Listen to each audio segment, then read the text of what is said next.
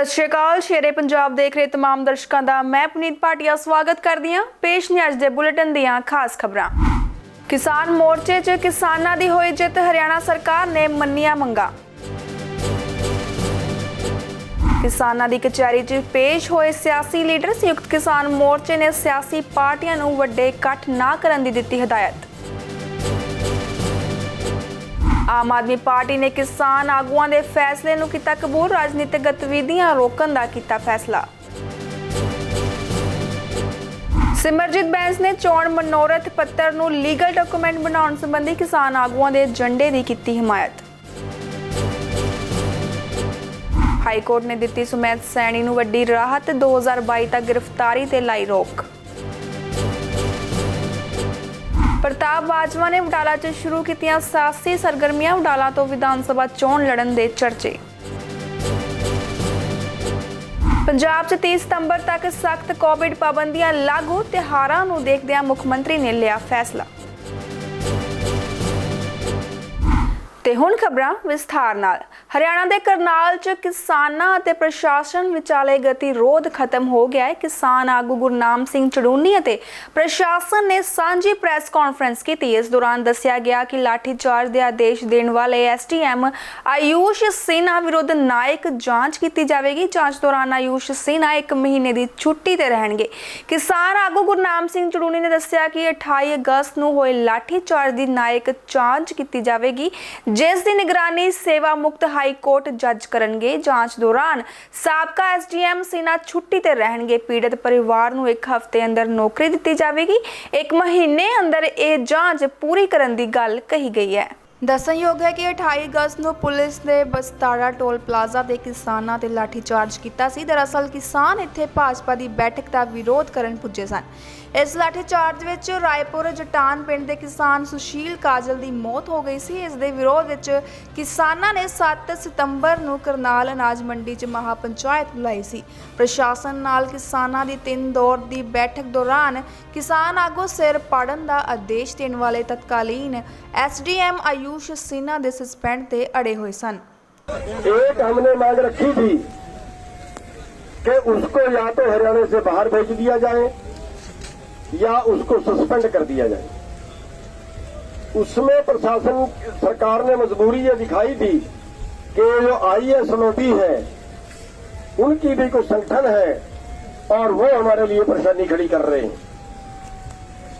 तो उसका हाल ये निकाला है, जो दूसरे स्टेट में भेजने वाली बात थी उसका केंद्र के हाथ में है।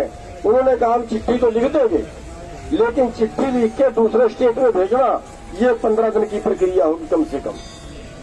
तो उसका हाल ये निकाला है कि उसको जबरन छुट्टी, अपने मर्जी से नहीं, जबरन छुट्टी। ये कलंक होता है उनके ऊपर। परिवार बहुत गरीब है, केवल 1.5 किला है उसके पास। और सबसे बड़ी बात ये थी कि जब से आंदोलन चला वो 1 दिन भी गैर हाजिर नहीं रहा। हाई कोर्ट के जज की हमने मांग रखी थी तो वो भी प्रशासन ने मान ली। किसान मोर्चा दी सियासी पार्टियां दे नाल बैठक मुकम्मल हो गई। बैठक के बाद संयुक्त किसान मोर्चा दे वल्लों बलबीर सिंह राजेवाल ने पत्रकारां नूं संबोधित किया। राजेवाल ने कहा कि सारी पार्टियां नूं अपील की गई है कि जब तक किसानां दा संघर्ष चल रहा है उदों तक वो रैलियां ना करन। इस उत्ते श्रोमणी अकाली दल बादल ते कांग्रेस ने सहमति नहीं जताई। इन्हां पार्टियां दे नुमाइंदियां ने कहा है कि इस संबंधी अपनी पार्टी दे नाल गल करके ही दस सकते हैं, जबकि बाकी सारियां पार्टियां ने इस उत्ते सहमति दी है। उन्होंने कहा कि आम तौर पर विधान सभा चोणों का अमल शुरू होने के कुछ दिन पहला ही सियासी गतिविधियां शुरू होंदियां ने, पर इस बार पार्टियां अगेता प्रचार करने लई बजिद ने। उन्होंने कहा कि सूबे अंदर जेकर बदअमनी पैदा होंदी है तो इसका लोकां समेत सियासी धिरां नूं भी नुकसान झलना पवेगा। राजेवाल ने कहा कि जो पार्टी उन्होंने समर्थन नहीं करती वो किसान हितैषी नहीं हो सकती। इस तो अलावा किसान संगठनों ने चोण मनोरथ पत्तर नूं लीगल डॉक्यूमेंट बनाने दे लई भी कहा। कुछ राजनीतिक पार्टियां वालों ये कहे जानते कि साहिब किसान मोर्चा उन्होंने नाल चल के संसद के बाहर धरना देवे, पर किसान मोर्चा ने कहा कि जिन्ने भी विधायक ते सांसद ने वो किसानां दे पक्ष विच संसद के बाहर जाके धरना देण। किसान संगठनों ने राजनीतिक पार्टियां तो यह भी मांग की थी कि संघर्ष दौरान दर्ज होए आपराधिक मामले रद्द करवाए जाण। ਲੋਕਾਂ ਦਾ ਧਿਆਨ ਕਿਸਾਨਾਂ ਦੇ ਮੋਰਚੇ ਵਿੱਚ ਲੱਗਿਆ ਹੈ, ਮਾਨਸਿਕ ਤੌਰ ਤੇ ਉੱਧਰ ਜੁੜੇ ਹੋਏ ਨੇ। ਫਿਰ ਹਰ ਰੋਜ਼ ਕਦੇ ਕਿਸੇ ਪਿੰਡ 'ਚ ਕਦੇ ਕਿਸੇ ਥਾਂ ਇਹਨਾਂ ਨੂੰ ਘੇਰ ਕੇ ਸਵਾਲ ਕਰਨ ਦੇ ਨਾਂ ਤੇ ਅਣਸੁਖਾਵੀਆਂ ਘਟਨਾਵਾਂ ਵਾਪਰਦੀਆਂ। ਪੰਜਾਬ 'ਚ ਸ਼ਾਂਤਮਈ ਮਾਹੌਲ ਰਹਿਣਾ ਚਾਹੀਦਾ ਹੈ। ਮੋਰਚੇ ਦੇ ਹੱਕ ਵਿੱਚ ਕਿਸਾਨਾਂ ਲਈ ਸ਼ਾਂਤਮਈ ਮਾਹੌਲ ਰਹਿਣਾ ਬਹੁਤ ਜ਼ਰੂਰੀ ਹੈ। ਜੇ ਇੱਥੇ ਸ਼ਾਂਤੀ ਨਾ ਰਹੀ ਇਹ ਮੋਰਚੇ ਦੇ ਵਿਰੁੱਧ ਜਾਏਗੀ। ਇਸ ਲਈ ਸਾਰੀਆਂ ਪਾਰਟੀਆਂ ਦੀ ਰਾਏ ਲੈਣ ਵਾਸਤੇ ਅੱਜ ਸਭ ਨੂੰ ਸੱਦਾ ਦਿੱਤਾ ਸੀ। ਸਿਰਫ ਕਾਂਗਰਸ ਅਤੇ ਸ਼੍ਰੋਮਣੀ ਅਕਾਲੀ ਦਲ ਦੋ ਪਾਰਟੀਆਂ ਨੇ ਕਲੀਅਰ ਰਾਏ ਨਹੀਂ ਦਿੱਤੀ। ਉਹ ਇਹ ਕਹਿ ਕੇ ਗਏ ਵੀ ਅਸੀਂ ਆਪਣੀ ਲੀਡਰਸ਼ਿਪ ਨਾਲ ਗੱਲ ਕਰਾਂਗੇ। ਬਾਕੀ ਸਾਰੀਆਂ ਪਾਰਟੀਆਂ ਨੇ ਕਿਹਾ ਅਸੀਂ ਤੁਹਾਡੇ ਨਾਲ ਸਹਿਮਤ ਹਾਂ, ਜਦੋਂ ਚੋਣਾਂ ਡਿਕਲੇਅਰ ਹੋਣ ਉਦੋਂ ਚੋਣ ਮੁਹਿੰਮ ਸ਼ੁਰੂ ਕੀਤੀ ਜਾਏ। ਜਿਹੜੀ ਪਾਰਟੀ ਇਸ ਵੇਲੇ ਜਿੱਦ ਕਰਕੇ ਇਹ ਮੁਹਿੰਮ ਨੂੰ ਚਲਾਊਗੀ ਚੋਣਾਂ ਦੀ ਨੂੰ ਅਸੀਂ ਸਮਝਾਂਗੇ ਵੀ ਉਸ ਅੰਦੋਲਨ ਦੀ ਵਿਰੋਧੀ ਪਾਰਟੀ ਹੈ। ਇਸ ਕਰਕੇ ਅਪੀਲ ਕਰਾਂਗੇ ਵੀ ਹਾਲੇ ਇਹ ਜਿਹੜੀ ਚੋਣ ਮੁਹਿੰਮ ਹੈ ਇਹਨੂੰ ਠੱਲ ਪਾਈ ਜੇ, ਰੋਕਿਆ ਜਾਏ। ਕਿਸੇ ਵੀ ਪੋਲੀਟੀਕਲ ਪਾਰਟੀ ਨੂੰ ਜਾਂ ਪੋਲੀਟੀਕਲ ਲੀਡਰ ਨੂੰ ਜੇ ਕਿਸੇ ਸਮਾਜਿਕ ਫੰਕਸ਼ਨ 'ਚ ਜਾਂਦਾ ਉਹਨੂੰ ਬਿਲਕੁਲ ਨਾ ਘੇਰਿਆ ਜਾਏ, ਉਹਨੂੰ ਕੋਈ ਹਰੈਸ ਨਾ ਕੀਤਾ ਜਾਏ ਔਰ ਸਾਰੇ ਸ਼ਾਂਤੀ ਬਣਾਉਣ ਵਿੱਚ ਸਹਿਯੋਗ ਦੇਣ। ਜਦੋਂ ਚੋਣ ਮੈਨੀਫੈਸਟੋ ਬਣਦੇ ਹੈ ਉਹਨਾਂ ਤੇ ਕੋਈ ਅਮਲ ਨਹੀਂ ਕਰਦਾ, ਲੀਗਲ ਡਾਕੂਮੈਂਟ ਹੋਣਾ ਚਾਹੀਦਾ। ਇਹਦੇ ਲਈ ਸਾਰੀਆਂ ਪਾਰਟੀਆਂ ਸਹਿਮਤ ਹੋਈਆਂ। ਸਿਰਫ ਇੰਨਾ ਉਹਨਾਂ ਨੇ ਕਿਹਾ ਵੀ ਜਿਹੜਾ ਮੈਨੀਫੈਸਟੋ ਇਸ ਤਰ੍ਹਾਂ ਦਾ ਹੋਵੇ ਜਿਹੜਾ ਜਾਤ ਪਾਤ ਜਾਂ ਧਰਮਾਂ ਦਾ ਬਖੇੜਾ ਨਾ ਖੜਾ ਕਰੇ ਤੇ ਲੀਗਲ ਡਾਕੂਮੈਂਟ ਹੋਣਾ ਚਾਹੀਦਾ ਔਰ ਇੱਕ ਕੈਲੰਡਰ ਹੋਣਾ ਚਾਹੀਦਾ। ਜਿਹੜੀ ਪਾਰਟੀ ਜਿੱਤ ਜਾਏ ਉਹਦਾ ਸਾਰੀਆਂ ਮੰਗਾਂ ਜਿਹੜੀਆਂ ਉਹਨਾਂ ਨੇ ਮੈਨੀਫੈਸਟੋ 'ਚ ਵਾਅਦੇ ਕੀਤੇ ਉਹਨਾਂ ਨੂੰ ਪੂਰਾ ਕਰਨ ਵਾਸਤੇ ਕਿੰਨੀ ਦੇਰ ਵਿੱਚ ਵਾਅਦਾ ਪੂਰਾ ਕੀਤਾ ਜਾਊਗਾ। ਇਹਦੇ ਲਈ ਸਾਰੇ ਸਹਿਮਤ ਹੋਏ। ਪਾਰਟੀਆਂ ਦੇ MP MLA ਹੈ, ਜੇ ਉਹ ਸਾਡੇ ਹਮਦਰਦ ਨੇ ਉਹਨਾਂ ਨੂੰ ਅਸੀਂ ਅਪੀਲ ਕਰਦੇ ਹਾਂ ਵੀ ਜਾ ਕੇ ਕਿਸਾਨਾਂ ਦੇ ਹੱਕ ਵਿੱਚ ਪਾਰਲੀਮੈਂਟ ਦੇ ਅੱਗੇ ਧਰਨਾ ਦਿਓ। ਸੰਯੁਕਤ ਕਿਸਾਨ ਮੋਰਚੇ ਦੀ ਕਮੇਟੀ ਵੱਲੋਂ ਪੰਜਾਬ ਦੀਆਂ ਸਾਰੀਆਂ ਰਾਜਨੀਤਿਕ ਪਾਰਟੀਆਂ ਨੂੰ ਵਿਚਾਰ ਚਰਚਾ ਦੇ ਦਿੱਤੇ ਸੱਦੇ ਤੇ ਫਲਸਰੂਪ ਅੱਜ ਆਮ ਆਦਮੀ ਪਾਰਟੀ ਦੇ ਨੁਮਾਇੰਦਿਆਂ ਵੱਲੋਂ ਮੋਰਚਾ ਕਮੇਟੀ ਨਾਲ ਵਿਚਾਰ ਵਟਾਂਦਰੇ ਕੀਤੇ ਗਏ। ਆਮ ਆਦਮੀ ਪਾਰਟੀ ਵੱਲੋਂ ਵਿਧਾਇਕ ਅਤੇ ਕਿਸਾਨ ਵਿੰਗ ਦੇ ਪ੍ਰਧਾਨ ਕੁਲਤਾਰ ਸਿੰਘ ਸੰਧਵਾ, ਵਿਧਾਇਕ ਅਮਨ ਅਰੋੜਾ, ਵਿਧਾਇਕ ਬਲਜਿੰਦਰ ਕੌਰ ਅਤੇ ਬੁੱਧੀਜੀਵੀ ਵਿੰਗ ਦੇ ਪ੍ਰਧਾਨ ਜਗਤਾਰ ਸਿੰਘ ਸੰਘੇੜਾ ਪਾਰਟੀ ਦੇ ਨੁਮਾਇੰਦਿਆਂ ਵਜੋਂ ਸ਼ਾਮਿਲ ਹੋਏ। ਵਿਚਾਰ ਚਰਚਾ ਦੇ ਦੌਰਾਨ ਆਪ ਆਗੂਆਂ ਨੇ ਕਿਹਾ ਕਿ ਆਮ ਆਦਮੀ ਸੰਯੁਕਤ ਕਿਸਾਨ ਮੋਰਚੇ ਦੇ ਪਹਿਲੇ ਦਿਨ ਦੇ ਨਾਲ ਹੀ ਹੈ ਅਤੇ ਭਵਿੱਖ ਵਿੱਚ ਵੀ ਕਿਸਾਨਾਂ ਦੇ ਨਾਲ ਮੋਢਾ ਜੋੜ ਕੇ ਖੜੀ ਰਹੇਗੀ। ਆਪ ਆਗੂਆਂ ਨੇ ਕਿਹਾ ਕਿ ਕਦੇ ਵੀ ਅਜਿਹਾ ਕੋਈ ਕਾਰਜ ਨਹੀਂ ਕੀਤਾ ਜਿਸ ਨਾਲ ਮੋਰਚੇ ਨੂੰ ਢਾਹ ਲੱਗੇ ਅਤੇ ਭਵਿੱਖ ਵਿੱਚ ਵੀ ਸੰਯੁਕਤ ਕਿਸਾਨ ਮੋਰਚੇ ਦੇ ਹਰ ਹੁਕਮ ਦੀ ਪਾਲਣਾ ਕਰਦੀ ਰਹੇਗੀ।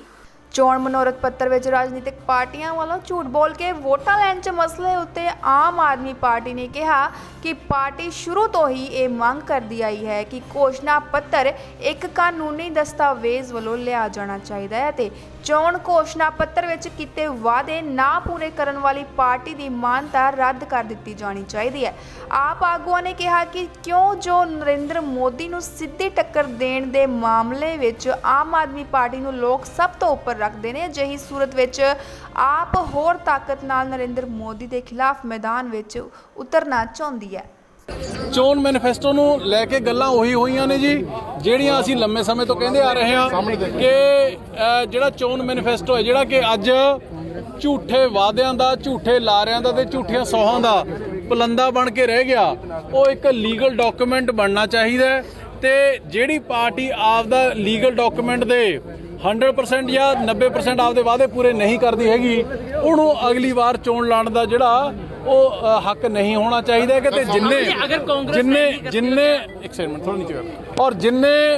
ਜਿੰਨੇ ਵੀ ਵਾਅਦੇ ਕੀਤੇ ਜਾਂਦੇ ਨੇ ਉਹ ਟਾਈਮ ਬਾਉਂਡ ਤਰੀਕੇ ਦੇ ਨਾਲ ਉਹ ਪੂਰੇ ਹੋਣੇ ਚਾਹੀਦੇ। ਸੰਯੁਕਤ ਕਿਸਾਨ ਮੋਰਚੇ ਦੀ ਸਿਆਸੀ ਪਾਰਟੀਆਂ ਦੇ ਨਾਲ ਮੀਟਿੰਗ ਦੇ ਵਿੱਚ ਲੋਕ ਇਨਸਾਫ ਪਾਰਟੀ ਵੱਲੋਂ ਵਿਧਾਇਕ ਸਿਮਰਜੀਤ ਸਿੰਘ ਬੈਂਸ ਆਪਣੇ ਨੁਮਾਇੰਦਿਆਂ ਦੇ ਨਾਲ ਪਹੁੰਚੇ। ਮੀਟਿੰਗ ਮਗਰੋਂ ਸਿਮਰਜੀਤ ਸਿੰਘ ਬੈਂਸ ਨੇ ਕਿਹਾ ਕਿ ਵੱਖ-ਵੱਖ ਪਾਰਟੀਆਂ ਦੇ ਨੁਮਾਇੰਦਿਆਂ ਨੂੰ ਵੱਖ-ਵੱਖ ਸਮੇਂ ਤੇ ਬੁਲਾਉਣਾ ਸਹੀ ਫੈਸਲਾ ਨਹੀਂ ਸੀ। ਉਹਨਾਂ ਕਿਹਾ ਕਿ ਸੰਯੁਕਤ ਕਿਸਾਨ ਮੋਰਚਾ ਦੇ ਆਗੂਆਂ ਨੂੰ ਸਾਰੀਆਂ ਸਿਆਸੀ ਪਾਰਟੀਆਂ ਨੂੰ ਇਕੱਠਿਆਂ ਆਮਣੇ ਸਾਹਮਣੇ ਬਿਠਾ ਕੇ ਅੱਜ ਦੇ ਏਜੰਡੇ ਤੇ ਗੱਲਬਾਤ ਕਰਨੀ ਚਾਹੀਦੀ ਸੀ। ਉਹਨਾਂ ਕਿਹਾ ਕਿ ਇਸ ਸੰਬੰਧੀ ਇਤਰਾਜ਼ ਉਹਨਾਂ ਨੇ ਕਿਸਾਨ ਆਗੂਆਂ ਦੇ ਸਾਹਮਣੇ ਵੀ ਰੱਖਿਆ ਹੈ ਕਿਉਂਕਿ ਭਾਵੇਂ ਵਿਧਾਨ ਸਭਾ ਹੋਵੇ ਤੇ ਭਾਵੇਂ ਦੇਸ਼ ਦੇ ਸੰਸਦ, ਸਾਰੀਆਂ ਪਾਰਟੀਆਂ ਦੇ ਨੁਮਾਇੰਦੇ ਇੱਕ ਦੂਜੇ ਦੇ ਸਾਹਮਣੇ ਬੈਠ ਕੇ ਹੀ ਕਿਸੇ ਏਜੰਡੇ ਤੇ ਗੱਲਬਾਤ ਕਰਦੇ ਨੇ। ਵਿਧਾਇਕ ਸਿਮਰਜੀਤ ਸਿੰਘ ਬੈਂਸ ਨੇ ਆਖਿਆ ਕਿ ਉਹ ਸੰਯੁਕਤ ਕਿਸਾਨ ਮੋਰਚੇ ਦੇ ਹਰ ਫੈਸਲੇ ਦੇ ਨਾਲ ਸਹਿਮਤ ਨੇ ਤੇ ਜਦੋਂ ਤੱਕ ਸੰਯੁਕਤ ਕਿਸਾਨ ਮੋਰਚਾ ਨਹੀਂ ਕਹੇਗਾ, ਲੋਕ ਇਨਸਾਫ ਪਾਰਟੀ ਪੰਜਾਬ ਦੇ ਵਿੱਚ ਕੋਈ ਵੀ ਵੱਡੀ ਸਿਆਸੀ ਗਤੀਵਿਧੀ ਨਹੀਂ ਕਰੇਗੀ। ਉਹਨਾਂ ਆਖਿਆ ਕਿ ਉਹ ਸੰਯੁਕਤ ਕਿਸਾਨ ਮੋਰਚੇ ਦੀ ਚੋਣ ਮਨੋਰਥ ਪੱਤਰ ਨੂੰ ਲੀਗਲ ਡਾਕੂਮੈਂਟ ਬਣਾਉਣ ਵਾਲੀ ਸ਼ਰਤ ਦੇ ਨਾਲ ਸਹਿਮਤ ਨੇ ਤੇ ਜਿਹੜੇ ਵੀ ਪਾਰਟੀ ਪੰਜਾਬ ਦੇ ਵਿੱਚ ਚੋਣ ਮਨੋਰਥ ਪੱਤਰ ਵਿੱਚ ਕੀਤੇ ਗਏ ਵਾਅਦੇ ਪੂਰੇ ਨਹੀਂ ਕਰਦੀ, ਉਹ ਪਾਰਟੀ ਦੀ ਮਾਨਤਾ ਰੱਦ ਕਰ ਦੇਣੀ ਚਾਹੀਦੀ ਹੈ। ਇਸ ਮੌਕੇ ਵਿਧਾਇਕ ਬੈਂਸ ਨੇ ਕਿਹਾ ਕਿ ਉਹਨਾਂ ਨੇ ਸੰਯੁਕਤ ਕਿਸਾਨ ਮੋਰਚੇ ਦੇ ਕਿਸਾਨ ਆਗੂਆਂ ਨੇ ਇਹ ਵੀ ਆਖਿਆ ਹੈ ਕਿ ਸਾਰੀਆਂ ਪਾਰਟੀਆਂ ਨੂੰ ਆਦੇਸ਼ ਦਿੱਤੇ ਜਾਣ ਕਿ ਉਹ ਆਪਣੇ ਵਰਕਰਾਂ ਨੂੰ ਨਾਲ ਲੈ ਕੇ ਸਿੰਘੂ ਤੇ ਟਿਕਰੀ ਬਾਰਡਰ ਪਹੁੰਚਣ ਤਾਂ ਜੋ ਕਿਸਾਨ ਮੋਰਚੇ ਨੂੰ ਮਜ਼ਬੂਤ ਕੀਤਾ ਜਾ ਸਕੇ। ਏਜੰਡੇ ਤੇ ਸੀਗੇ ਦੋ ਆਈਟਮਾਂ, ਇੱਕ ਤਾਂ ਸੀਗਾ ਚੋਣ ਮੈਨੀਫੈਸਟੋ ਲੀਗਲ ਡਾਕੂਮੈਂਟ, ਅਸੀਂ ਤਾਂ ਖੁਦ ਮਦਈ ਹਾਂ ਇਸ ਗੱਲ ਦੇ। ਦੂਸਰਾ ਸੀਗਾ ਅੰਦੋਲਨ ਨੂੰ ਤਾਕਤਵਰ।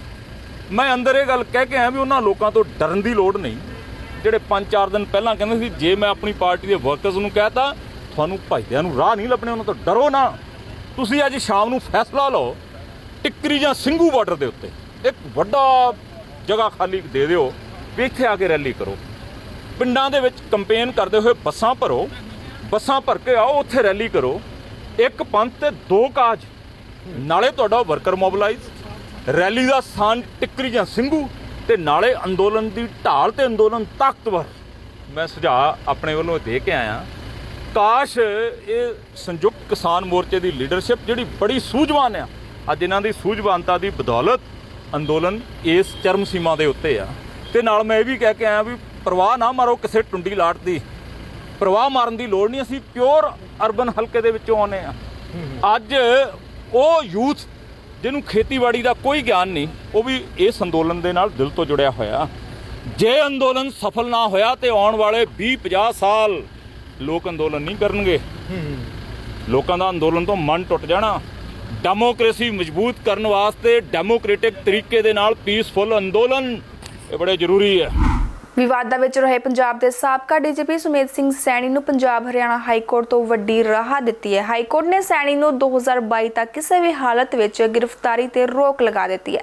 ਇਹ ਜਾਣਕਾਰੀ ਸੈਣੀ ਦੇ ਵਕੀਲ ਨੇ ਦਿੱਤੀ। ਉਹਨਾਂ ਦੱਸਿਆ ਕਿ ਹਾਈ ਕੋਰਟ ਨੇ ਸੁਮੇਧ ਸੈਣੀ ਦੇ ਬਲੈਂਕਟ ਬੇਲ ਮਾਮਲੇ ਵਿੱਚ ਆਦੇਸ਼ ਦਿੱਤਾ ਹੈ। 44 ਪੰਨਿਆਂ ਦੇ ਆਦੇਸ਼ ਵਿੱਚ ਅਦਾਲਤ ਨੇ ਸਰਕਾਰ ਦੇ ਖਿਲਾਫ ਕਈ ਸਖਤ ਟਿੱਪਣੀਆਂ ਕੀਤੀਆਂ ਨੇ। ਸਾਬਕਾ ਡੀਜੀਪੀ ਸੁਮੇਧ ਸੈਣੀ ਨੇ ਅਦਾਲਤ ਵਿੱਚ ਦਾਇਰ ਕੀਤੀ ਪਟੀਸ਼ਨ ਵਿੱਚ ਕਿਹਾ ਹੈ ਕਿ ਪੰਜਾਬ ਸਰਕਾਰ ਉਹਨਾਂ ਖਿਲਾਫ ਸਿਆਸੀ ਬਦਲਾਖੋਰੀ ਤਹਿਤ ਕੰਮ ਕਰ ਰਹੀ ਹੈ ਅਤੇ ਉਹਨਾਂ ਨੂੰ ਬਦਨਾਮ ਕਰਨ ਲਈ ਜਾਣਬੁੱਝ ਕੇ ਝੂਠੇ ਮਾਮਲਿਆਂ ਵਿੱਚ ਫਸਾਇਆ ਜਾ ਰਿਹਾ ਹੈ। ਜ਼ਿਕਰਯੋਗ ਹੈ ਕਿ ਮੁਹਾਲੀ ਦੇ ਸਿੱਖ ਨੌਜਵਾਨ ਬਲਵੰਤ ਸਿੰਘ ਮੁਲਤਾਨੀ ਨੂੰ ਜ਼ਬਰਦਸਤੀ ਘਰੋਂ ਚੁੱਕ ਕੇ ਕਥਿਤ ਤੌਰ ਤੇ ਮੌਤ ਦੇ ਘਾਟ ਉਤਾਰਨ ਅਤੇ ਬੇਅਦਬੀ ਦੀਆਂ ਵਾਪਰੀਆਂ ਘਟਨਾਵਾਂ ਸੰਬੰਧੀ ਇਨਸਾਫ ਮੰਗ ਰਹੇ ਕਿਸਾਨਾਂ ਤੇ ਪੁਲਿਸ ਵੱਲੋਂ ਗੋਲੀਆਂ ਚਲਾਉਣ ਦੇ ਗੰਭੀਰ ਦੋਸ਼ ਉਸ ਦਾ ਪਿੱਛਾ ਨਹੀਂ ਛੱਡ ਰਹੇ ਸੀ ਕਿ ਹੁਣ ਪੰਜਾਬ ਵਿਜੀਲੈਂਸ ਬਿਊਰੋ ਵੱਲੋਂ ਸਾਬਕਾ ਡੀਜੀਪੀ ਖਿਲਾਫ ਆਮਦਨ ਤੋਂ ਵੱਧ ਸੰਪਤੀ ਜੁਟਾਉਣ ਦਾ ਨਵਾਂ ਕੇਸ ਮੁਹਾਲੀ ਦੇ ਵਿਜੀਲੈਂਸ ਥਾਣੇ 'ਚ ਦਰਜ ਹੋਇਆ ਸੀ, ਜਿਸ ਤੋਂ ਬਾਅਦ ਵਿਜੀਲੈਂਸ ਨੇ ਸੈਣੀ ਨੂੰ ਹਿਰਾਸਤ ਵਿੱਚ ਲੈ ਕੇ ਹਵਾਲਾਤ ਵਿੱਚ ਵੀ ਰੱਖਿਆ ਸੀ ਅਤੇ ਇਸ ਕਾਰਵਾਈ ਨੂੰ ਕੋਰਟ ਨੇ ਸਹੀ ਨਹੀਂ ਠਹਿਰਾਇਆ ਸੀ। ਕਾਂਗਰਸ ਦੇ ਰਾਜ ਸਭਾ ਮੈਂਬਰ ਪ੍ਰਤਾਪ ਬਾਜਵਾ ਅੱਜ ਬਟਾਲਾ ਪਹੁੰਚੇ ਅਤੇ ਸਭ ਤੋਂ ਪਹਿਲੀ ਲੋਕ ਮੀਟਿੰਗ ਉਹਨਾਂ ਦੇ ਵੱਲੋਂ ਹਲਕਾ ਫਤਿਹਗੜ੍ਹ ਚੂੜੀਆਂ ਦੇ ਵਿੱਚ ਪੈਂਦੇ ਅਤੇ ਬਟਾਲਾ ਦੇ ਨਜ਼ਦੀਕੀ ਪਿੰਡ ਕਸੀਟਪੁਰਾ ਵਿੱਚ ਕੀਤੀ। ਇਸ ਮੌਕੇ ਬਾਜਵਾ ਬਟਾਲਾ ਨੂੰ ਜ਼ਿਲ੍ਹਾ ਬਣਾਉਣ ਨੂੰ ਲੈ ਕੇ ਖੁੱਲ੍ਹ ਕੇ ਬੋਲੇ। ਉੱਥੇ ਇਸ਼ਾਰੇ ਵਿੱਚ ਸਾਫ਼ ਕੀਤਾ ਕਿ ਉਹ ਬਟਾਲਾ ਤੋਂ ਹੀ ਚੋਣ ਲੜ ਸਕਦੇ ਨੇ ਅਤੇ ਨਾਲ ਹੀ ਕਿਸਾਨੀ ਅੰਦੋਲਨ ਅਤੇ ਕਣਕ ਦੇ ਵਧਾਏ ਸਮਰਥਨ ਮੁੱਲ ਵਰਗੇ ਕਈ ਮੁੱਦਿਆਂ ਨੂੰ ਲੈ ਕੇ ਕੇਂਦਰ ਸਰਕਾਰ ਉੱਤੇ ਨਿਸ਼ਾਨੇ ਵੀ ਸਾਧੇ ਗਏ। ਇਸ ਮੌਕੇ ਰਾਜ ਸਭਾ ਮੈਂਬਰ ਪ੍ਰਤਾਪ ਸਿੰਘ ਬਾਜਵਾ ਨੇ ਕਿਹਾ ਕਿ ਬਟਾਲਾ ਨੂੰ ਜ਼ਿਲ੍ਹਾ ਬਣਾਉਣ ਲਈ ਮੈਂ 11 ਅਗਸਤ ਨੂੰ ਪੰਜਾਬ ਦੇ ਮੁੱਖ ਮੰਤਰੀ ਕੈਪਟਨ ਅਮਰਿੰਦਰ ਸਿੰਘ ਨੂੰ ਇੱਕ ਪੱਤਰ ਲਿਖਿਆ ਸੀ ਕਿ ਬਟਾਲਾ ਨੂੰ ਪਹਿਲ ਦੇ ਆਧਾਰ ਤੇ ਜ਼ਿਲ੍ਹਾ ਬਣਾਇਆ ਜਾਵੇ ਕਿਉਂਕਿ ਬਟਾਲਾ ਇੱਕ ਬਹੁਤ ਇਤਿਹਾਸਿਕ ਤੇ ਪੁਰਾਤਨ ਸ਼ਹਿਰ ਹੈ।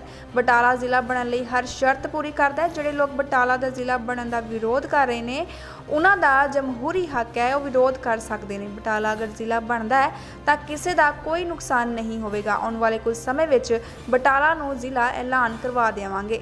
ਪ੍ਰਤਾਪ ਸਿੰਘ ਬਾਜਵਾ ਨੇ ਕਿਹਾ ਕਿ ਉਹਨਾਂ ਨੇ ਇਹ ਗੱਲ ਸਪਸ਼ਟ ਕਰ ਦਿੱਤੀ ਹੈ ਕਿ ਉਹ ਚੋਣ ਜ਼ਿਲ੍ਹਾ ਗੁਰਦਾਸਪੁਰ ਤੋਂ ਹੀ ਲੜਨਗੇ। ਹੁਣ ਹਾਈ ਕਮਾਨ ਦੀ ਮਰਜ਼ੀ ਹੈ ਕਿ ਉਹ ਕਿੱਥੋਂ ਚੋਣ ਲੜਵਾਉਂਦੇ ਨੇ। ਇਹ ਗੱਲ ਚੰਗੀ ਤਰ੍ਹਾਂ ਸਮਝ ਲਓ। ਮੈਂ 11 ਅਗਸਤ ਨੂੰ ਸੀਐਮ ਸਾਹਿਬ ਨੂੰ ਚਿੱਠੀ ਲਿਖੀ ਸੀ। ਉਸ ਤੋਂ ਬਾਅਦ ਮੈਂ ਉਹਨਾਂ ਨੂੰ ਇੱਕੋ ਗੱਲ ਕਹੀ ਸੀ ਕਿ ਕੈਪਟਨ ਸਾਹਿਬ ਤੁਸੀਂ ਮਲੇਰਕੋਟਲਾ ਜ਼ਿਲ੍ਹਾ ਬਣਾਇਆ, ਬਹੁਤ ਅੱਛਾ ਕੀਤਾ ਹੈ, ਬਟ 150 ਪਿੰਡਾਂ ਬਟਾਲਾ ਜਿਹੜਾ 500 ਤੋਂ ਵੱਧ ਪਿੰਡ ਹੈ। ਇਹਦਾ ਪਹਿਲੇ ਦਾ ਹੱਕ ਹੈ।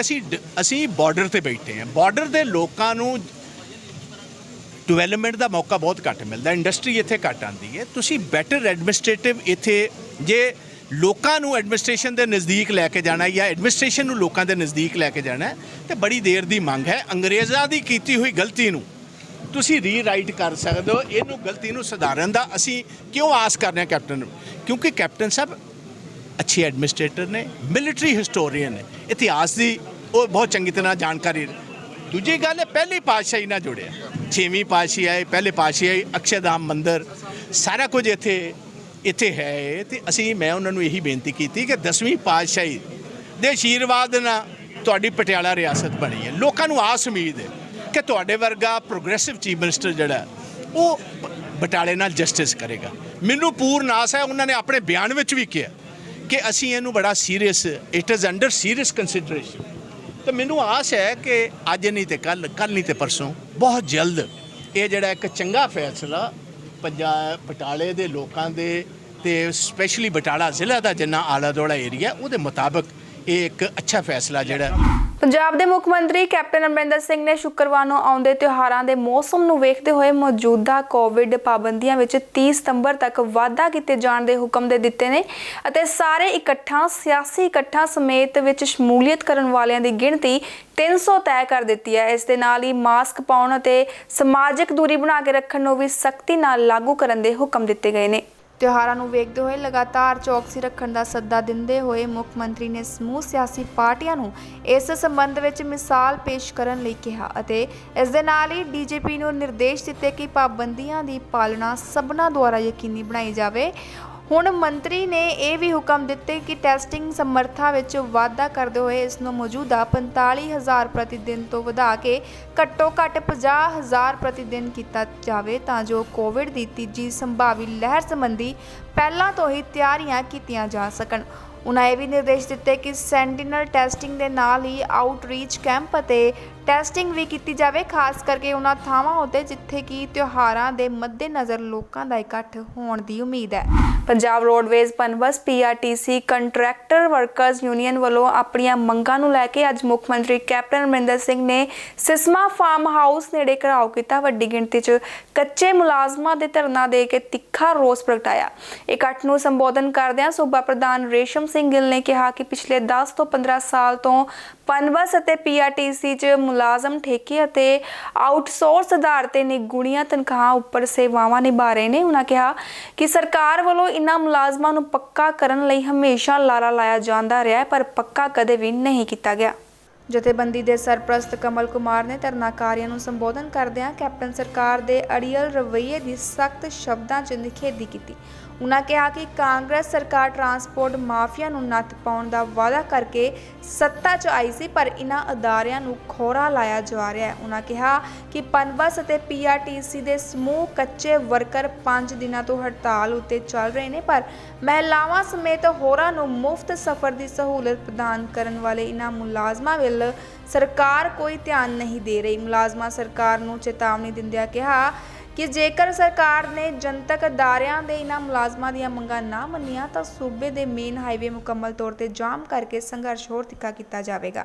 ਦੇਖੋ ਜੀ, ਬੇਸਿੱਟਾ ਨਹੀਂ ਕਹਿ ਸਕਦੇ। ਪ੍ਰਸ਼ਾਸਨ ਗੱਲਬਾਤ ਦੇ ਵਿੱਚ ਪਿਆ ਹੋਇਆ, ਪ੍ਰਸ਼ਾਸਨ ਗੱਲਬਾਤ 'ਚ ਪਿਆ। ਮੀਟਿੰਗ ਵਾਸਤੇ ਸਾਨੂੰ ਬੁਲਾਇਆ ਸੀ, ਉਹ ਸਮਾਂ ਲੈ ਰਹੇ ਆ। ਸਾਡੇ ਨਾਲ ਕਿਹਦੀ ਮੁਲਾਕਾਤ ਹੋਈ? ਸਾਡੇ ਨਾਲ ਮੀਟਿੰਗ ਮੋਹਾਲੀ ਦੇ SSP ਸਾਹਿਬ ਨੇ ਮੀਟਿੰਗ ਕੀਤੀ ਹੈ। ਸਾਡੇ ਡਿਪਾਰਟਮੈਂਟ ਦੇ ਡਾਇਰੈਕਟਰ ਸਟੇਟ ਟਰਾਂਸਪੋਰਟ ਵਿੱਚ ਸੀਗੇ, ਸੋ ਉਹਨਾਂ ਵੱਲੋਂ ਵੀ ਕੁਝ ਡਿਪਾਰਟਮੈਂਟ ਦੀਆਂ ਪ੍ਰਪੋਜ਼ਲਾਂ ਲੈ ਕੇ ਆਉਂਦੇ ਆ। ਡਾਇਰੈਕਟਰ ਸਾਹਿਬ ਸਾਡੇ ਡਾਇਰੈਕਟਰ ਸਟੇਟ ਟਰਾਂਸਪੋਰਟ ਜਿਹੜੇ ਟਰਾਂਸਪੋਰਟ ਦੇ ਡਾਇਰੈਕਟਰ ਨੇ, ਉਹਨਾਂ ਵੱਲੋਂ ਕੁਝ ਪ੍ਰਪੋਜ਼ਲਾਂ ਲੈਂਦੀਆਂ ਗਈਆਂ ਤਨਖਾਹ ਵਾਧੇ ਦੀਆਂ, ਜਾਂ ਫਿਰ ਜਿਹੜੀਆਂ ਉਸ ਦਿਨ ਦੀ ਮੀਟਿੰਗ 'ਚ ਗੱਲ ਹੋਈ ਸੀ ਉਹ ਲੈ ਕੇ ਆ ਰਹੇ ਵੀ ਉਹਨਾਂ 'ਚੋਂ ਅਸੀਂ ਥੋੜ੍ਹੀ ਬਹੁਤੀ ਹੋਰ ਤਨਖਾਹ ਨੂੰ ਇੰਕਰੀਜ਼ ਕਰਦੇ ਹਾਂ। ਪਰ ਉਹ ਗੱਲਾਂ ਅਜੇ ਗੱਲਾਂ 'ਚ ਹੀ ਨੇ, ਜਿੰਨੀ ਦੇਰ ਤੱਕ ਕੋਈ ਹੱਲ ਨਹੀਂ ਨਿਕਲਦਾ। ਸੋ ਅਸੀਂ ਹੁਣ ਉੱਥੋਂ ਮੀਟਿੰਗ ਕਰਕੇ ਸਾਰਾ ਮਾਹੌਲ ਮੀਟਿੰਗ ਦਾ ਆਪਣੇ ਵਰਕਰਾਂ ਨਾਲ ਤੈਅ ਕਰਾਂਗੇ, ਆਪਣੇ ਸਾਥੀਆਂ ਨਾਲ। ਓਵਰਆਲ ਸਾਡੇ 27 ਡਿਪੂਆਂ ਦੇ ਪ੍ਰਧਾਨ ਸੈਕਟਰੀ ਇੱਥੇ ਨੇ, ਅਸੀਂ ਉਹਨਾਂ ਨਾਲ ਮੀਟਿੰਗ ਤੈਅ ਕਰਕੇ ਉਹਨਾਂ ਨਾਲ ਗੱਲਬਾਤ ਕਰਕੇ ਕਿ ਅਗਲੀ ਰਣਨੀਤੀ ਕੀ ਉਹ ਲਿਖਾਂਗੇ। ਪ੍ਰਸ਼ਾਸਨ ਨੂੰ ਕੋਈ ਸਮਾਂ ਦੇਵਾਂਗੇ, ਜੇ ਪ੍ਰਸ਼ਾਸਨ ਮੀਟਿੰਗ ਤੈਅ ਕਰਾਉਂਦਾ ਹੈ ਤਾਂ ਉਸ ਤੋਂ ਬਾਅਦ ਦੀ ਕੀ ਰੂਪਰੇਖਾ ਆਏਗੀ ਉਹ ਸਾਡੀ ਮੀਟਿੰਗ ਤੋਂ ਬਾਅਦ ਹੀ ਤੈਅ ਹੋਵੇਗੀ। ਸੰਯੁਕਤ ਕਿਸਾਨ ਮੋਰਚੇ ਵੱਲੋਂ ਸਿਆਸੀ ਆਗੂਆਂ ਨੂੰ ਆਪਣੀ ਗਤੀਵਿਧੀਆਂ ਰੋਕਣ ਦਾ ਫੈਸਲਾ ਸੁਣਾਏ ਜਾਣ ਤੋਂ ਬਾਅਦ ਪੰਜਾਬ ਦੇ ਪਿੰਡਾਂ 'ਚ ਵੀ ਇਸ ਦਾ ਅਸਰ ਦੇਖਣ ਨੂੰ ਮਿਲ ਰਿਹਾ ਹੈ। ਪੰਜਾਬ ਵਿੱਚ ਪਿੰਡਾਂ 'ਚ ਲੋਕਾਂ ਨੇ ਸਿਆਸੀ ਲੀਡਰਾਂ ਵੱਲੋਂ ਲਗਾਏ ਹੋਏ ਫਲੈਕਸ ਬੋਰਡਾਂ ਨੂੰ ਉਤਾਰਨਾ ਸ਼ੁਰੂ ਕਰ ਦਿੱਤਾ ਹੈ। ਖੇਤੀ ਕਾਨੂੰਨਾਂ ਨੂੰ ਲੈ ਕੇ ਸਿਆਸੀ ਆਗੂਆਂ ਦੇ ਖਿਲਾਫ ਵਿਧਾਨ ਸਭਾ ਹਲਕਾ ਨਾਭਾ ਦੇ ਪਿੰਡ ਥੂਹੀ ਵਿਖੇ ਭਾਰਤੀ ਕਿਸਾਨ ਯੂਨੀਅਨ ਏਕਤਾ ਉਗਰਾਹਾਂ ਤੇ ਭਾਰਤੀ ਕਿਸਾਨ ਯੂਨੀਅਨ ਰਾਜੇਵਾਲ ਦੀ ਪਿੰਡ ਇਕਾਈ ਅਤੇ ਕਿਸਾਨਾਂ ਵੱਲੋਂ ਮੀਟਿੰਗ ਕੀਤੀ ਗਈ। ਇਸ ਮੀਟਿੰਗ ਵਿੱਚ ਫੈਸਲਾ ਕੀਤਾ ਗਿਆ ਕਿ ਜਦੋਂ ਤੱਕ ਖੇਤੀ ਕਾਨੂੰਨ ਰੱਦ ਨਹੀਂ ਹੁੰਦੇ ਪਿੰਡ ਵਿੱਚ ਕਿਸੇ ਵੀ ਸਿਆਸੀ ਆਗੂਆਂ ਦੇ ਬੋਰਡ ਨਹੀਂ ਲਗਾਉਣ ਦਿੱਤੇ ਜਾਣਗੇ ਅਤੇ ਨਾ ਹੀ ਕੋਈ ਸਿਆਸੀ ਸਰਗਰਮੀ ਕਰਨ ਦਿੱਤੀ ਜਾਵੇਗੀ। ਕਿਸਾਨਾਂ ਨੇ ਕਿਹਾ ਕਿ ਉਹ ਸੰਯੁਕਤ ਕਿਸਾਨ ਮੋਰਚੇ ਦੇ ਫੈਸਲੇ ਦਾ ਸਵਾਗਤ ਕਰਦੇ ਨੇ ਤੇ ਜਦੋਂ ਤੱਕ ਕਿਸਾਨ ਮੋਰਚਾ ਚੱਲ ਰਿਹਾ ਸਾਨੂੰ ਸਿਆਸੀ ਗਤੀਵਿਧੀਆਂ ਵੱਲ ਧਿਆਨ ਨਹੀਂ ਦੇਣਾ ਚਾਹੀਦਾ। ਇਸ ਮੌਕੇ ਮੀਟਿੰਗ ਤੋਂ ਬਾਅਦ ਪਿੰਡ ਵਿੱਚ ਸਿਆਸੀ ਆਗੂਆਂ ਦੇ ਲੱਗੇ ਬੋਰਡਾਂ ਨੂੰ ਮੌਕੇ ਤੇ ਉਤਾਰ ਦਿੱਤਾ ਗਿਆ। ਇਸ ਮੌਕੇ ਭਾਰਤੀ ਕਿਸਾਨ ਯੂਨੀਅਨ ਏਕਤਾ ਉਗਰਾਹਾਂ ਦੇ ਬਲਾਕ ਪ੍ਰਧਾਨ ਹਰਮੇਲ ਸਿੰਘ ਨੇ ਕਿਹਾ ਕਿ ਇਹ ਪਿੰਡ ਇਕਾਈ ਦਾ ਫੈਸਲਾ ਹੈ। ਉਹਨਾਂ ਕਿਹਾ ਕਿ ਸਿਆਸੀ ਆਗੂਆਂ ਵੱਲੋਂ ਕਿਸਾਨ ਪੱਖੀ ਹੋਣ ਦਾ ਦਾਅਵਾ ਕੀਤਾ ਜਾਂਦਾ ਹੈ ਪਰੰਤੂ ਸਿਆਸੀ ਆਗੂ ਸਹੀ ਮਾਇਨਿਆਂ ਵਿੱਚ ਕਿਸਾਨਾਂ ਦੀ ਮਦਦ ਨਹੀਂ ਕਰ ਰਹੇ। ਅੱਜ ਪਿੰਡ ਥੂਹੀ ਦੇ ਵਿੱਚ ਤਕਰੀਬਨ ਘੰਟਾ ਕੁ ਪਹਿਲਾਂ ਅਸੀਂ ਲੋਕਾਂ ਨੂੰ ਲਾਮਬੰਦ ਕਰਕੇ ਆਏ ਹਾਂ, ਮੀਟਿੰਗ ਕਰਾ ਕੇ ਆਏ ਹਾਂ, ਜਿਹਦੇ ਵਿੱਚ ਦਿੱਲੀ ਦੇ ਮੋਰਚੇ ਦੀ ਹਾਜ਼ਰੀ ਵਧਾਉਣ ਸੰਬੰਧੀ ਤੇ ਦੂਜੇ ਪਾਸੇ ਕੈਪਟਨ ਸਰਕਾਰ ਨੂੰ ਘੇਰਨ ਸੰਬੰਧੀ 7 ਮਜ਼ਦੂਰ ਜਥੇਬੰਦੀਆਂ ਦਾ ਮੋਰਚਾ 13 ਤਰੀਕ ਨੂੰ ਲੱਗ ਰਿਹਾ। ਉਹਦੇ ਵਿੱਚ ਵੱਧ ਤੋਂ ਵੱਧ ਲੋਕਾਂ ਨੂੰ ਲੈ ਕੇ ਜਾਣ ਵਾਸਤੇ, ਸਾਡੇ ਮਜ਼ਦੂਰ ਵੀਰਾਂ ਨੂੰ ਨਾਲ ਲੈ ਕੇ ਤੁਰਨ ਵਾਸਤੇ ਉਹ ਲਾਮਬੰਦੀ ਕਰਕੇ ਆਏ ਹਾਂ। ਤੇ ਉੱਥੇ ਪਿੰਡ ਦੇ ਜਿੰਨੇ ਵੀ ਲੋਕ ਇਕੱਠੇ ਹੋਏ ਉਹਨਾਂ ਨੇ ਉੱਥੇ ਬੈਠ ਕੇ ਫੈਸਲਾ ਕੀਤਾ ਵੀ ਪਿੰਡ ਦੇ ਵਿੱਚ ਅਸੀਂ ਕਿਸੇ ਸਿਆਸੀ ਪਾਰਟੀ ਦਾ ਬੈਨਰ ਨਹੀਂ ਲੱਗਣ ਦੇਵਾਂਗੇ, ਜੋ ਲੱਗੇ ਹੋਏ ਨੇ ਉਹਨਾਂ ਨੂੰ ਉਤਾਰਾਂਗੇ। ਤੇ ਅੱਜ ਤੋਂ ਬਾਅਦ ਜਿੰਨਾ ਚਿਰ ਤਿੰਨੇ ਕਾਨੂੰਨ ਖੇਤੀ ਕਾਨੂੰਨ ਸਾਡੇ ਰੱਦ ਨਹੀਂ ਹੁੰਦੇ ਉਹਨਾਂ ਟਾਈਮ ਅਸੀਂ ਕਿਸੇ ਮੰਤਰੀ ਨੂੰ ਜਾਂ ਕਿਸੇ ਵੀ ਸਿਆਸੀ ਆਗੂ ਨੂੰ ਅਸੀਂ ਪਿੰਡ ਦੇ ਵਿੱਚ ਪ੍ਰਚਾਰ ਵੀ ਨਹੀਂ ਕਰਨ ਦੇਵਾਂਗੇ ਤੇ ਨਾ ਬੈਨਰ ਲਾਉਣ ਦੇਵਾਂਗੇ। ਇਹ ਨਗਰ ਪਿੰਡ ਥੂਹੀ ਦਾ ਫੈਸਲਾ, ਨਾ ਕਿ ਜਥੇਬੰਦੀ ਵੱਲੋਂ। ਉਹਨਾਂ ਨੇ ਜੋ ਫੈਸਲਾ ਕਰ ਲਿਆ ਚੰਗਾ ਕੀਤਾ, ਅਸੀਂ ਵਧੀਆ ਮੰਨਦੇ ਹਾਂ ਇਸ ਗੱਲ ਨੂੰ, ਕਿਉਂਕਿ ਲੋਕਾਂ ਨੂੰ ਇਸ ਤਰ੍ਹਾਂ ਜਾਗਰਤ ਹੋਣਾ ਚਾਹੀਦਾ। ਇੱਕ ਪਾਸੇ ਕਿਸਾਨ ਦਿੱਲੀ ਦੇ ਬਾਰਡਰਾਂ 'ਤੇ ਬੈਠੇ ਇਹ ਸਰਕਾਰ ਦਾ ਪਿੱਟ ਸਿਆਪਾ ਕਰ ਰਹੇ ਨੇ, ਕਾਨੂੰਨ ਰੱਦ ਕਰਾਉਣ ਵਾਸਤੇ ਅੜੇ ਹੋਏ ਨੇ। ਦੂਜੇ ਪਾਸੇ ਸਰਕਾਰਾਂ ਆਪਦੀਆਂ ਕੁਰਸੀਆਂ ਬਚਾਉਣ ਵਾਸਤੇ ਆ ਪਿੰਡਾਂ ਦੇ ਵਿੱਚ ਬੈਨਰ ਲਾ ਰਹੀਆਂ ਨੇ। ਤੀਜੇ ਪਾਸੇ ਕਹਿੰਦੀਆਂ ਨੇ ਅਸੀਂ ਤਾਂ ਕਿਸਾਨਾਂ ਦੇ ਨਾਲ ਖੜ੍ਹੇ ਹਾਂ। ਜੇ ਕਿਸਾਨਾਂ ਦੇ ਨਾਲ ਖੜ੍ਹੇ ਨੇ ਤਾਂ ਇਹਨਾਂ ਨੂੰ ਸਾਰੀਆਂ ਚੀਜ਼ਾਂ ਤੋਂ ਬਾਈਕਾਟ ਕਰਨਾ ਚਾਹੀਦਾ। ਜਿੰਨਾ ਚਿਰ ਖੇਤੀ ਕਾਨੂੰਨ ਰੱਦ ਨਹੀਂ ਹੁੰਦੇ ਇਹਨਾਂ ਨੂੰ ਪਿੰਡਾਂ ਵਿੱਚ ਆਉਣਾ ਨਹੀਂ ਚਾਹੀਦਾ, ਕਿਉਂਕਿ ਇਹਨਾਂ ਨੂੰ ਕਿਸਾਨਾਂ ਦੀ ਮਦਦ ਕਰਨੀ ਹੈ ਤਾਂ ਬਾਰਡਰਾਂ 'ਤੇ ਪਹੁੰਚਣ, ਉੱਥੇ ਜਾ ਕੇ ਵੱਡੇ ਇਕੱਠ ਦਿਖਾਉਣ, ਕਿਸਾਨਾਂ ਦੇ ਨਾਲ ਖੜਨ। ਇਸ ਤਰ੍ਹਾਂ ਕਹਿ ਕੇ ਨਹੀਂ ਸਰਨਾ ਵੀ ਹਾਥੀ ਦੇ ਦੰਦ ਖਾਣ ਦੇ ਹੋਰ ਹੋਣ ਤੇ ਦਿਖਾਉਣ ਦੇ ਹੋਰ ਹੋਣ। ਉਹ ਇਹ ਸਰਕਾਰਾਂ ਕਰਦੀਆਂ ਨੇ। ਕਿਸਾਨ ਜਥੇਬੰਦੀਆਂ ਵੱਲੋਂ ਸਿਆਸੀ ਪਾਰਟੀਆਂ ਨਾਲ ਸੱਦੀ ਗਈ ਮੀਟਿੰਗ 'ਚ ਸ਼੍ਰੋਮਣੀ ਅਕਾਲੀ ਦਲ ਦੇ ਸਰਪ੍ਰਸਤ ਜਥੇਦਾਰ ਰਣਜੀਤ ਸਿੰਘ ਬ੍ਰਹਮਪੁਰਾ, ਪਾਰਟੀ ਦੇ ਪ੍ਰਧਾਨ ਸੁਖਦੇਵ ਸਿੰਘ ਢੀਂਡਸਾ ਤੇ ਸੀਨੀਅਰ ਆਗੂ ਪਰਮਿੰਦਰ ਸਿੰਘ ਢੀਂਡਸਾ ਨੇ ਸ਼ਮੂਲੀਅਤ ਕੀਤੀ। ਮੀਟਿੰਗ ਦੇ ਸੰਬੰਧ 'ਚ ਜਾਣਕਾਰੀ ਦਿੰਦਿਆਂ ਸੁਖਦੇਵ ਸਿੰਘ ਢੀਂਡਸਾ ਨੇ ਦੱਸਿਆ ਕਿ ਕਿਸਾਨਾਂ ਨਾਲ ਹੋਈ ਮੁਲਾਕਾਤ ਕਾਫੀ ਸਕਾਰਾਤਮਕ ਰਹੀ ਹੈ। ਢੀਂਡਸਾ ਨੇ ਕਿਹਾ ਕਿ ਸ਼੍ਰੋਮਣੀ ਅਕਾਲੀ ਦਲ ਸ਼ੁਰੂ ਤੋਂ ਹੀ ਕਿਸਾਨਾਂ ਦੇ ਮੋਢੇ ਨਾਲ ਮੋਢਾ ਜੋੜੀ ਖੜਾ ਹੈ ਤੇ ਭਵਿੱਖ ਵਿੱਚ ਵੀ ਉਹਨਾਂ ਵੱਲੋਂ ਲਿਖੇ ਜਾਣ ਵਾਲੇ ਹਰੇਕ ਪ੍ਰੋਗਰਾਮ ਵਿੱਚ ਇਸੇ ਤਰ੍ਹਾਂ ਸ਼ਮੂਲੀਅਤ ਕਰਦਾ ਰਹੇਗਾ ਤੇ ਉਹਨਾਂ ਨੇ ਪੰਜਾਬ ਦੀਆਂ ਸਾਰੀਆਂ ਸਿਆਸੀ ਪਾਰਟੀਆਂ ਨੂੰ ਇਸ ਮੁੱਦੇ ਤੇ ਆਪਸੀ ਮਤਭੇਦ ਭੁਲਾ ਕੇ ਕਿਸਾਨਾਂ ਦਾ ਸਾਥ ਦੇਣ ਦੀ ਅਪੀਲ ਕੀਤੀ ਹੈ ਤਾਂ ਜੋ ਕੇਂਦਰ ਦੇ ਤਿੰਨੇ ਖੇਤੀ ਕਾਲੇ ਕਾਨੂੰਨਾਂ ਨੂੰ ਰੱਦ ਕਰਨ ਲਈ ਦਬਾਅ ਪਾਇਆ ਜਾ ਸਕੇ। ਪੱਤਰਕਾਰਾਂ ਨਾਲ ਗੱਲਬਾਤ ਕਰਦਿਆਂ ਸੁਖਦੇਵ ਸਿੰਘ ਢੀਂਡਸਾ ਨੇ ਕਿਹਾ ਕਿ ਉਹਨਾਂ ਨੇ ਸਭ ਤੋਂ ਪਹਿਲਾਂ ਪ੍ਰਧਾਨ ਮੰਤਰੀ ਨਰਿੰਦਰ ਮੋਦੀ ਨੂੰ ਚਿੱਠੀ ਲਿਖ ਕੇ ਇਹਨਾਂ ਕਿਸਾਨ ਵਿਰੋਧੀ ਆਰਡੀਨੈਂਸਾਂ ਨੂੰ ਰੱਦ ਕਰਨ ਦੀ ਮੰਗ ਕੀਤੀ ਸੀ ਅਤੇ ਇਸ ਉਪਰੰਤ ਕਿਸਾਨ ਜਥੇਬੰਦੀਆਂ ਵੱਲੋਂ ਹੁਣ ਤੱਕ ਜਾਰੀ ਕੀਤੇ ਗਏ ਸਾਰੇ ਦਿਸ਼ਾ ਨਿਰਦੇਸ਼ਾਂ ਨੂੰ ਪਾਰਟੀ ਜਿਉਂ ਦਾ ਤਿਉਂ ਮੰਨਦੀ ਆਈ ਹੈ। ਇਸ ਮੌਕੇ ਗੱਲਬਾਤ ਕਰਦਿਆਂ ਪਰਮਿੰਦਰ ਸਿੰਘ ਢੀਂਡਸਾ ਨੇ ਕਿਹਾ ਕਿ ਕਿਸਾਨ ਜਥੇਬੰਦੀਆਂ ਜੋ ਵੀ ਫੈਸਲਾ ਕਰਨਗੀਆਂ ਸਾਡੀ ਪਾਰਟੀ ਉਸ ਦਾ ਸਮਰਥਨ ਕਰੇਗੀ। ਅਜੇ ਤਾਂ ਐਜੀਟੇਸ਼ਨ ਸ਼ੁਰੂ ਨਹੀਂ ਸੀ ਹੋਈ। ਜੂਨ 'ਚ ਆਰਡੀਨੈਂਸ ਹੋਇਆ। ਮੈਂ ਜੁਲਾਈ 2000 ਨੂੰ ਚਿੱਠੀ ਲਿਖੀ ਹੈ 2020 'ਚ ਕਿ ਇਹ ਬਹੁਤ ਕਿਸਾਨ ਮਾਰੂ ਨੇ, ਇਹਨਾਂ ਨੂੰ ਵਾਪਸ ਕੀਤਾ ਜਾਵੇ। ਤੇ ਉਸ ਤੋਂ ਲਾ ਕੇ ਹੁਣ ਤੱਕ ਸਾਡੇ ਵਰਕਰ ਉਹਨਾਂ ਨਾਲ ਬੈਠੇ ਨੇ। ਅਸੀਂ ਤਾਂ ਹਮੇਸ਼ਾ ਉਹਨਾਂ ਦੀ ਮਦਦ ਕੀਤੀ। ਅਸੀਂ ਇਸੇ ਕਰਕੇ ਸਾਨੂੰ ਲੋਕ ਇਹ ਵੀ ਕਹਿੰਦੇ ਰਹੇ ਥੋੜਾ ਕੰਮ ਬੜਾ ਢਿੱਲਾ ਹੈ। ਅਸੀਂ ਸਿਰਫ ਇਸ ਕਰਕੇ ਵੀ ਕਿਸਾਨਾਂ ਦੀ ਮਦਦ ਲਈ ਅਸੀਂ ਕੋਈ ਬਹੁਤੀਆਂ ਰਜੀਆਂ ਨਹੀਂ ਕੀਤੀਆਂ। ਇਹ ਸਨ ਹੁਣ ਤੱਕ ਦੀਆਂ ਖਾਸ ਖਬਰਾਂ। ਅਗਲਾ ਬੁਲੇਟਿਨ ਲੈ ਕੇ ਫਿਰ ਤੋਂ ਹੋਵਾਂਗੇ ਹਾਜ਼ਰ। ਸਤਿ ਸ਼੍ਰੀ ਅਕਾਲ।